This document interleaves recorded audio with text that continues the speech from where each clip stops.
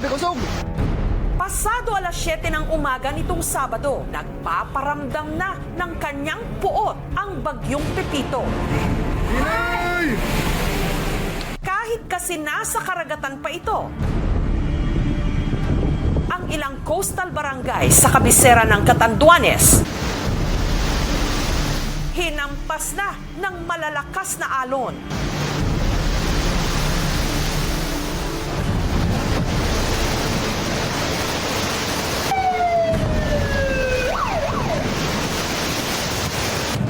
Ay, Diyos ko Lord.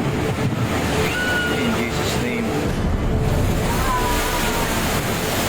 Around 6 a.m., medyo umaangat na yung tubig. Simpleng baha lang siya, parang simpleng apaw lang. Ay, grabe na po. Grabe na. Ini ba ko na yung tol? Biglang tumataas na yung dagat hanggang sa bumabaha na dun sa buong Boulevard area. Ang alon na may taas na 1 metro, galit na humahampas sa seawall. Solid! Grabe kusog! Kaya gatuhod na agad ang baha sa labas ng bahay ni na John Kim. Halos gatuhod na po ini, oh. Yung taas po ng alon halos lagpas po sa bahay. 3 to 4 p.m., medyo umangat na po talaga siya. Lumebel na siya dun sa mismong seawall. Nakita ko yung mga kapitbahay namin, sira-sira na talaga yung mga bahay. Ito na yung damage. Pero, ayan po, yung mga bahay sa area. May storage room din kasi ako dun sa area. Chinek ko na rin. Talagang sira na po talaga siya. Ang mga otoridad nagsagawa agad ng preemptive evacuation. Sina John Kim, pansamantala munang nakisilong sa isang inn. Ayaw na raw kasi nilang maulit ang naranasan nilang bagsik ni Bagyong Rolly taong 2020. Opo! Day, pare, palat muna. Pati ang bayan ng Tiwi sa Albay, nagmistulang dagat nung pumasok ang tubig sa mga kabahayan. Opo! Day, pare, palat muna.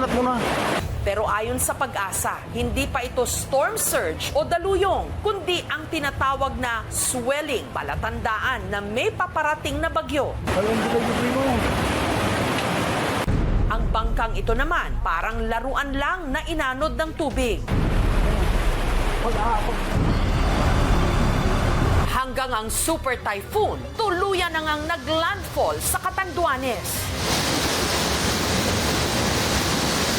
Nagngangalit ang ulan, pati na ang hangin.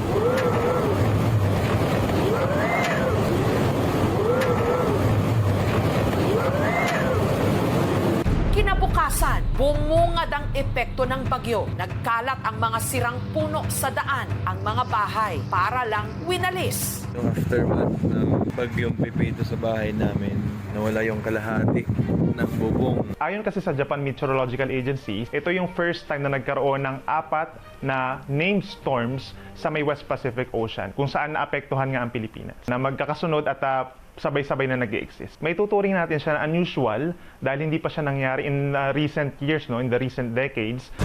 Daanan ng mga bagyo ang Pilipinas. At sa taong ito, kotang-kota na tayo. Ngayong buwan lang na ito, parang may parada ng bagyo sa Pacific Ocean papunta dito sa ating bansa.